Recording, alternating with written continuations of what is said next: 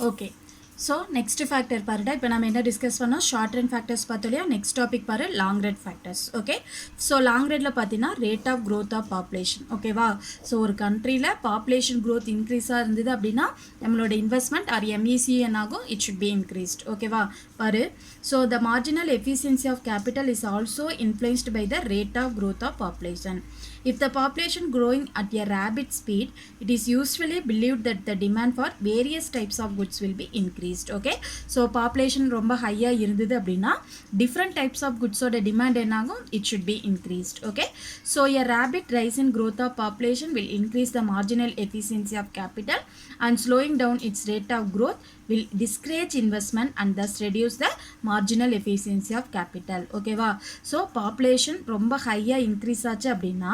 அது marginal efficiency of capital additional இதை வந்து இன்க்ரீஸ் பண்ணும் பட் ரேட் ஆஃப் க்ரோத் வந்து என்னாகும் இன்வெஸ்ட்மெண்ட்டோட க்ரோத் வந்து டிஸ்கரேஜ் ஆகும் ஏன்னா டிஃப்ரெண்ட் வெரைட்டிஸ் ஆஃப் குட்ஸில் அவங்க என்ன பண்ணுறாங்க இன்வெஸ்ட்மெண்ட் பண்ணுறாங்க சரியா அப்போ என்னாகும் இன்வெஸ்ட்மெண்ட் டிஸ்கரேஜ் ஆகும் அப்போ எம்இசி என்னாக ஆரம்பிக்கும் டிக்ரீஸ் ஆக ஆரம்பிக்கும் ஓகேவா ஃபஸ்ட்டு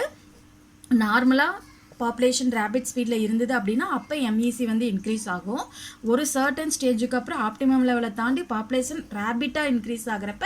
எம்இசி என்னாக ஆரம்பிக்கும் இட் ஷுட் பி டிக்ரீஸ்ட் ஓகேவா அடுத்தது பாரு டெக்னாலஜிக்கல் ப்ராக்ரஸ் ஓகே ஸோ ஒரு கண்ட்ரியில் இன்வெஸ்ட்மெண்ட் அண்ட் டெக்னாலஜிக்கல் டெவலப்மெண்ட் ரெண்டுமே இன்க்ரீஸ் ஆச்சு நல்லா டெவலப் ஆக ஆரம்பிச்சது அப்படின்னா அது என்னாகும் it is increase the net yield brightness ஓகேவா ஸோ நெட்டுன்னு நம்ம அந்த நெட் வேல்யூ வந்து அதோட நிகர மதிப்பு அப்படின்னு சொல்லுவோம் இல்லையா ஸோ அந்த நெட் வேல்யூ வந்து என்னாக ஆரம்பிக்கும் இன்வெஸ்ட்மெண்ட் வந்து இன்க்ரீஸ் ஆக ஆரம்பிக்கும் சரியா இதுக்கு பெஸ்ட் எக்ஸாம்பிள் பாரு 20th செஞ்சுரியில் ஆட்டோமொபைலோட இது வந்து இன்க்ரீஸ் ஆனனால டிமாண்ட் வந்து increase ஆனனால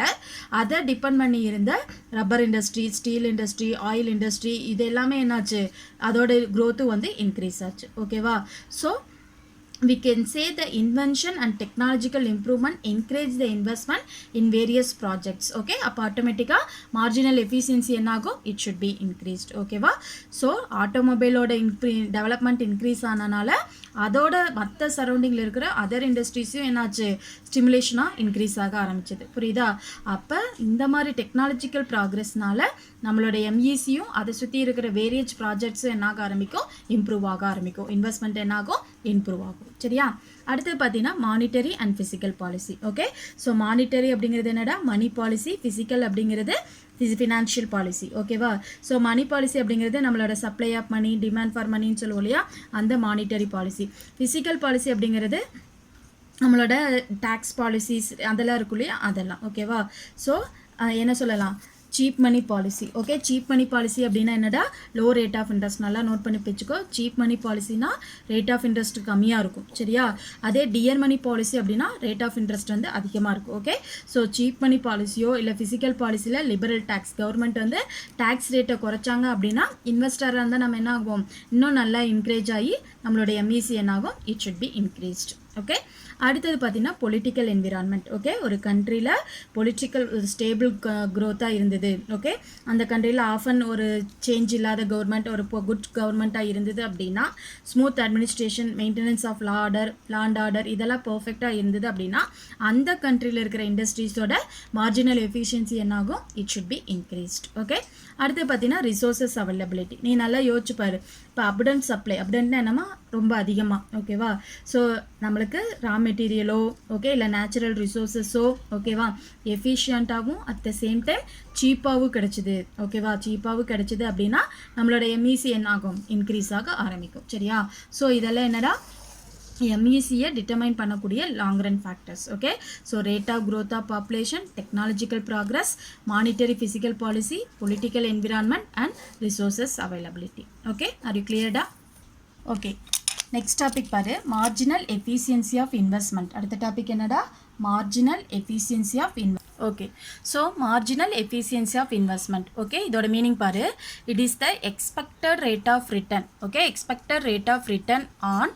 investment as additional units of investment are made under specified conditions and over a period of time சரியா so marginal efficiency of investment அப்படின்னா என்ன அப்படின்னு பார்த்தீங்கன்னா நம்ம ஒரு பர்டிகுலர் பீரியட் ஆஃப் டைம்னா என்ன வித்தின் 1 year அப்படி சொல்லலாமா ஓகே ஸோ அந்த வித்தின் 1 yearல நம்ம அடிஷ்னலாக ஒரு இன்வெஸ்ட்மெண்ட் போட்டிருப்போம் இல்லையா ஓகே அடிஷ்னல் இன்வெஸ்ட்மெண்ட் மூலமாக ஓகேவா அந்த அடிஷ்னல் இன்வெஸ்ட்மெண்ட் மூலமாக நம்ம எவ்வளோ எக்ஸ்பெக்டட் ரேட் ஆஃப் இன்வெஸ்ட்மெண்ட்டை எதிர்பார்க்கலாம் ஓகேவா இதுக்கு நான் ஒரு எக்ஸாம்பிள் சொல்கிறேன் இப்போ வந்து இந்த வருஷம் வந்து நமக்கு ஒரு ப்ராஃபிட் வந்து ஒரு 50 lakhs கிடச்சிருக்குன்னு வச்சுக்கலாம் எவ்வளோடா கிடச்சிருக்கு ஒரு 50 lakh ஓகேவா ஸோ அந்த 50 lakh நம்ம என்ன பண்ணுறோம் அடுத்த வருஷத்துக்குள்ள அதில் ஒரு பார்ட் எடுத்து இன்வெஸ்ட்மெண்ட்டாக போடுறோம் சரியா ஸோ அந்த இன்வெஸ்ட்மெண்ட்லேருந்து நெக்ஸ்ட்டு நமக்கு எவ்வளோ இன்வெஸ்ட்மெண்ட் அடுத்த வருஷத்துக்கு போடலாம் அந்த எக்ஸ்பெக்டட் ரேட்டு தான் நம்ம என்னென்னு சொல்கிறோம் marginal efficiency of investment okay it is the expected rate of return on investment as additional unit of investment or made under specified conditions and over a period of time okay so அது over a period of time அப்படிங்கிறது நம்ம 1 year அப்படின்னு சொல்லலாம் so 1 yearக்குள்ளே நம்ம போட்ட additional இன்வெஸ்ட்மெண்ட்டில் எவ்வளோ expected rate of investment நல்லா note பண்ணிப்பார் அங்கே வந்து ரிட்டர்ன் எவ்வளோ இன்கமாக கிடைக்கிது அப்படின்னா அதுக்கு பேர் என்னது மார்ஜினல் எஃபிஷியன்சி ஆஃப் கேபிட்டல் எவ்வளோ இன்வெஸ்ட்மெண்ட்டாக நம்ம போடுவோம் அப்படிங்கிறது மார்ஜினல் எஃபிஷியன்சி ஆஃப் இன்வெஸ்ட்மெண்ட் ஓகேவா ஸோ இதில் பாரு cost of borrowing is high business is less motivated to borrow money ஓகேவா ஸோ நம்ம இப்போ பேங்க்லேருந்து கடன் வாங்குறேன்னு வச்சுக்கோ அதுக்கான expenses okay rate of interest increase ஆச்சுன்னா அது வாங்குறதுக்கான காஸ்ட்டும் அதிகமாகும்னு சொன்னோம் இல்லையா ஸோ காஸ்ட் ஆஃப் பாரோயிங்ஸ் கம்மியாக அதிகமாச்சு அப்படின்னா பிஸ்னஸ் செக்டருக்கு என்ன கிடைக்கும் ஹை ரேட் ஆஃப் இன்ட்ரெஸ்ட்டாக இருக்கும் அப்போ அவங்க என்ன பண்ணுவாங்க கம்மியான அமௌண்ட்டு தான் பாரோ பண்ணுவாங்க ஓகேவா அதே மாதிரி high cost of borrowing reduces the profit okay so cost வந்து அதிகமாக இருந்தது அப்படின்னா இப்போ ப்ராஃபிட் என்ன ஆகும் ரெடியூஸ் ஆக ஆரம்பிக்கும் சரியாடா